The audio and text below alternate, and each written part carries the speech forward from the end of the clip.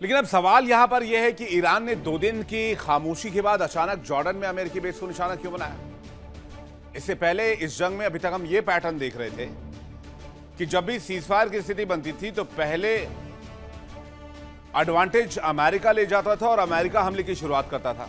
पिछले 3 बार से ऐसा हुआ। पहली बार ऐसा हुआ है कि जब दोनों तरफ से हमले रुके हुए थे तो ईरान ने जॉर्डन की बेस पर अटैक कर दिया। दरअसल ईरान को सिर्फ बदला चाहिए, मिडिल ईस्ट में शांति या फिर अमेरिका के साथ डील कुछ भी नहीं चाहिए। और अगर वहां की रिजीम ये सोचे भी कि अमेरिका के साथ डील कर लेते हैं तो उस रिजीम को जाना पड़ेगा, क्योंकि ईरान के 9 करोड़ लोग ये चाहते हैं कि अमेरिका से बदला लिया जाए, अमेरिका से डील ना हो, अमेरिका के साथ जंग हो। और इसलिए आपने देखा होगा कि रिसेंट टाइम में खास करके आयतुल्ला अली खामेनी के सुपुर्दे खाक होने के बाद ईरान बहुत एग्रेसिव हो गया है और उसके एक्सेस ऑफ रेजिस्टेंस भी एक्टिव हो गए, चाहे लेबनान में हिजबुल्लाह का मोर्चा हो, फिलिस्तीन में हमास का मुद्दा हो, यमन में हूती का मुद्दा हो, इराक में पीएमएफ का मुद्दा हो और खुद ईरान इसमें इन्वॉल्व है। तो सारे मुद्दे पर शांति की बात हो यह पॉसिबल नहीं है और कोई इसमें राजी भी नहीं है। ईरान बस ये चाहता है कि हर कोने में, हर इलाके में घुसकर अमेरिका को मारा जाए, अमेरिका को ठोका जाए। जब तक उसकी बुद्धि ठिकाने ना आ जाए तब तक ये हमले जारी रहें। इन सब के अलावा ईरान चाहता है कि खाड़ी से अमेरिकी बेस का सफाया हो जाए।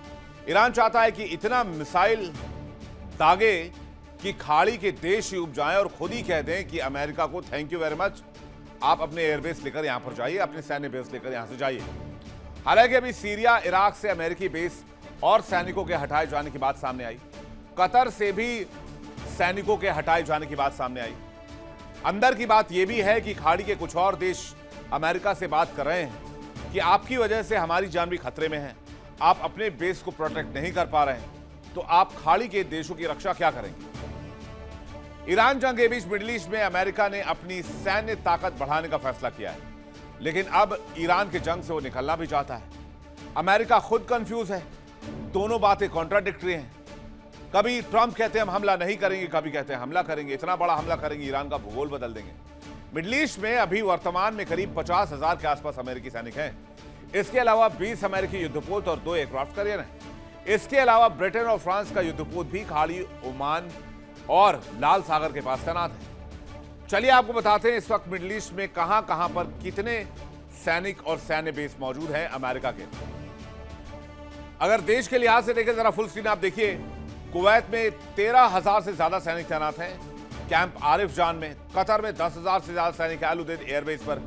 बहरीन में अमेरिकी नौसेना का 5th फ्लीट मौजूद है, 9,000 सैनिक हैं। यूएई में 3,500 है। लेकिन इंपॉर्टेंट क्या है, कतर में जो 10,000 सैनिकों की संख्या है वो घटाकर आधी की गई। सऊदी अरब में 3,000 सैनिक है, इराक में 2,500, सीरिया में 900 और जॉर्डन में 3,000 सैनिक है। और जॉर्डन की बेस का इस्तेमाल सबसे ज्यादा अमेरिका कर रहा है।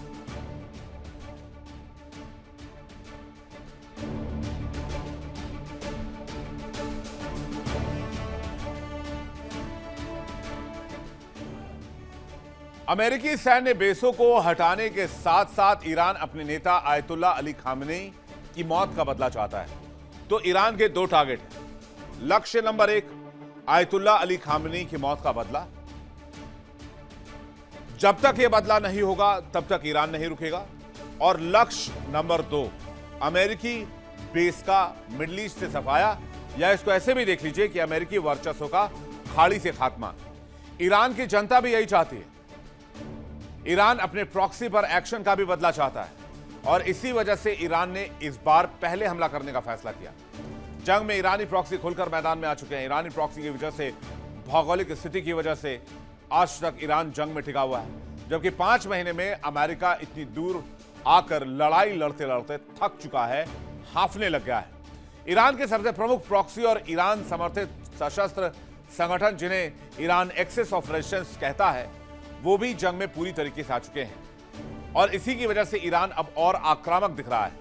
ईरान के कौन कौन से प्रॉक्सी इस जंग में आ चुके हैं, किस किस इलाके से आ चुके हैं, वो भी आप देख लीजिए। हिजबुल्लाह, जो कि लेबनान में है, ईरान का सबसे ताकतवर और सबसे पुराना प्रॉक्सी माना जाता है। 1982 में गठन हुआ, IRGC की मदद से खड़ा किया गया। इजराइल के खिलाफ रॉकेट मिसाइल गतिविधियों में सक्रिय रहता है। यमन के हूथी लड़ाके, यमन का शिया विद्रोही संगठन है लाल सागर में जहाजों पर हमले के लिए माना जाता है। सऊदी अरब और इजराइल के खिलाफ लगातार कार्रवाई कर रहा है। सऊदी के 4-5 जहाजों को ये लाल सागर में अभी रिसेंटली पिछले एक हफ्ते में डुबो चुका है। हमास जो कि गाजा का संगठन है, फिलिस्तीनी संगठन है, ईरान से अलग अलग समय पर वित्तीय और सैन्य समर्थन मिलता रहा है और इजराइल को लगातार टारगेट करता है। पॉपुलर मोबिलाइजेशन फोर्स जिसके ऊपर सऊदी और अमेरिका ने हमला किया, यह इराक में मौजूद है। इस गठबंधन के भीतर कई ईरानी समर्थित गुट सक्रिय हैं। कताइब हिजबुल्लाह, असाइब अल्लाह अल हक, हरकत अल नुजबा, बद्र ऑर्गेनाइजेशन, ये गुट इराक में अमेरिकी ठिकानों और उनके जुड़े प्रॉक्सीज पर अटैक करता है। ईरान के प्रॉक्सी ही अब ईरान के क्षेत्रीय प्रभाव वाले इलाके में ईरान का मोर्चा संभाल रहे हैं और इन्हें ईरान एक्सिस ऑफ रेजिस्टेंस का नाम देता है। इसके अलावा सीरिया और बाकी जगहों पर भी ईरान के प्रॉक्सीज एक्टिव हैं। कुछ प्रॉक्सी तो अमेरिका के अंदर भी है, कहते हैं, ऐसा माना जाता है, जिसके बारे में सिर्फ ईरान जानता है। यही वजह है कि अमेरिका हो या फ्रांस, ईरान से जंग में लगातार इन इलाकों में हमले हुए हैं। सबसे ज्यादा हमले मास शूटिंग की घटना अमेरिका में बढ़ी है। यानी ईरानी प्रॉक्सी एक्टिव हो गए और तबाही मचाने के लिए बेकरार है। खाड़ी हो, यूरोप हो, अमेरिका, हर जगह खतरा मंडरा रहा है। इन सब के बीच ईरान ने अपनी क्षमता को और ज्यादा मजबूत करने का फैसला कर लिया है। ईरान का यह मानना है कि उसके अपने मिसाइल्स और अपनी टेक्नोलॉजी पर इतना भरोसा है कि वो अकेले अमेरिका से लड़ सकता है, लेकिन रक्षा के लिए, सिक्योरिटी के लिए एयर डिफेंस मिसाइल की भी जरूरत है। खबर है कि चीन और उत्तर कोरिया रेल के माध्यम से ईरान को काफी खतरनाक असलहा उपलब्ध करा रहे हैं और ये सब अमेरिका के दुश्मन हैं। खबर यह है कि अमेरिका के खिलाफ ईरान को चीन हथियार और एयर डिफेंस सिस्टम देने के लिए राजी हो गया है। पश्चिमी मीडिया के मुताबिक ईरान को चीन की QW-12 और FN-16 जैसी मिसाइल टेक्नोलॉजी दी जा सकती है। इसकी पहली खेप में 300 से 400 मिसाइल सिस्टम दिए जाएंगे। इसके अलावा लड़ाकू विमान गिराने वाले सिस्टम को भी चीन ईरान को देगा। यानी ईरान को चीन मजबूत कर रहा है। यह बात डोनाल्ड ट्रंप कई बार कह चुके हैं और कह चुके हैं कि रशिया और चाइना को ईरान को सपोर्ट बंद करना चाहिए। इस रक्षा सौदे की अनुमानित कीमत 6 से 7 करोड़ डॉलर यानी तकरीबन 610 करोड़ रुपए तक हो सकती है। ये डील में जो भी सामान मिलेगा वो रेल कॉरिडोर के जरिए भेजा जाएगा ताकि उस पर एक्शन ना हो। वैसे भी चीन, उत्तर कोरिया, रूस, ईरान सबने मिलकर एक रेल नेटवर्क बनाया हुआ ताकि अमेरिकी प्रतिबंधों से बचते हुए आपस में हथियार प्रणाली शेयर कर सकें। आगे आपको बताएंगे कैसे अमेरिका यहां पर डबल गेम खेल रहा है। 3 बार जंग छेड़ने और सीजफायर के आदेश के बाद अमेरिका को यह पता चल गया है कि वो जंग में ईरान को डिफीट नहीं दे सकता और इतनी लड़ाई लड़ने के बाद जो अमेरिका चाहता था वो आज तक हासिल नहीं कर पाया। इनफैक्ट अमेरिका के ऑब्जेक्टिव में एक और ऑब्जेक्टिव जुड़ गया इस अटैक के बाद कि भाई होर्मुज तो खुलवा दो। आपसे न रिजीम चेंज हुआ, आप न ईरान पर कब्जा कर पाया, आप न ईरान की सरकार बदल पाया, आपने खामनेई को मार दिया, एक नए खामनेई आ गए। उल्टा आपने होर्मुज बंद कर दिया और पूरी दुनिया से गुहार लगा रहे हैं कि भाई ईरान ने होर्मुज बंद कर दिया। अरे होर्मुज तो पहले खुला हुआ था। होर्मुज बंद आपकी वजह से हुआ। होर्मुज के लिए गुनाहगार आप हैं। होर्मुज में जो कुछ आज हो रहा है, जहाज डूब रहे हैं, लोग मारे जा रहे हैं, सबकी मौत का जिम्मेदार सिर्फ अमेरिका है। और एक बार फिर से ओमान के जरिए मध्यस्थता की बात की जा रही है।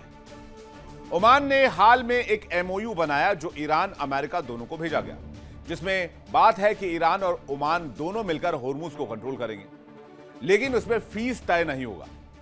सुरक्षा शुल्क दोनों मिलकर देंगे। जहाजों को शुल्क देने के लिए बाधित नहीं किया जाएगा। इसके अलावा पहले वाला MOU भी यहां पर एक्टिव नहीं रहेगा जो 17 जून को अमेरिका और ईरान में हुआ था। देखना होगा इसमें बात क्या बनती है।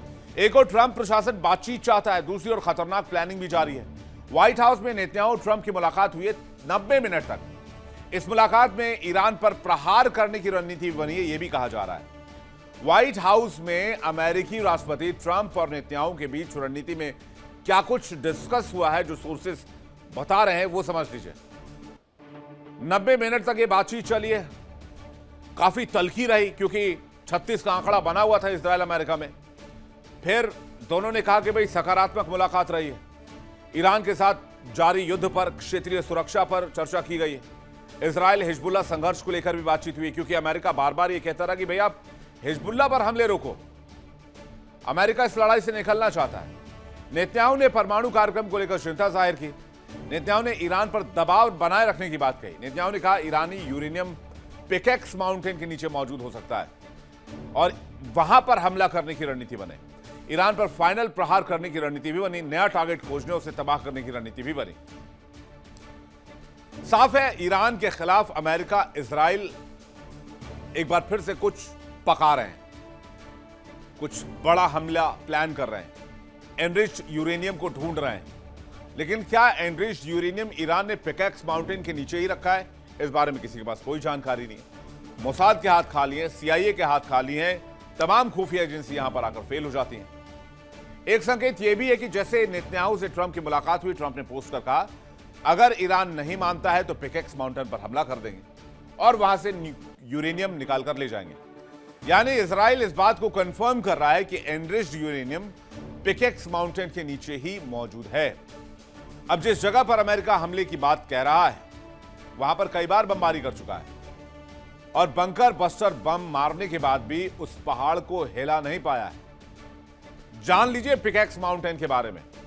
पिकेक्स माउंटेन नतांज के पास स्थित है और कहते हैं ये अत्याधुनिक तकनीक से बना और अत्यधिक सुरक्षित भूमिगत परिसर है। तेहरान से लगभग 220 किलोमीटर दक्षिण और नतांज से करीब 2 किलोमीटर दूर है। परिसर 100 मीटर और 300 फीट की गहराई में बनाया गया है।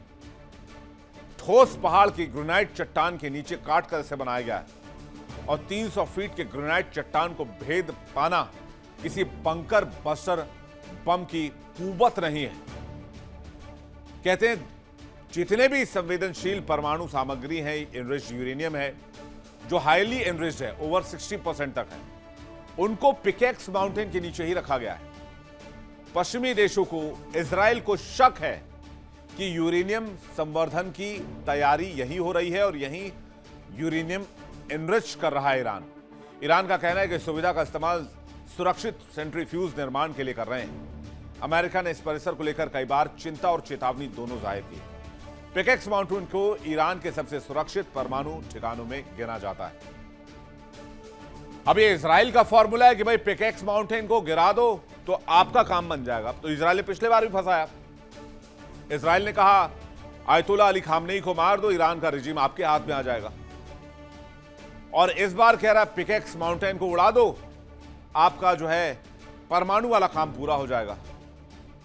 अब कंफर्म है कि नहीं इजराइल, ये भी अमेरिका पता नहीं लगाता और आज उसी की वजह से इतने बड़े लफड़े में फंसा हुआ है यूएस। लेकिन क्या इससे निकलने का कोई प्लान बन रहा है या फिर यह जंग इसी तरह चलती रहेगी और उसका दायरा बढ़ता चला जाएगा?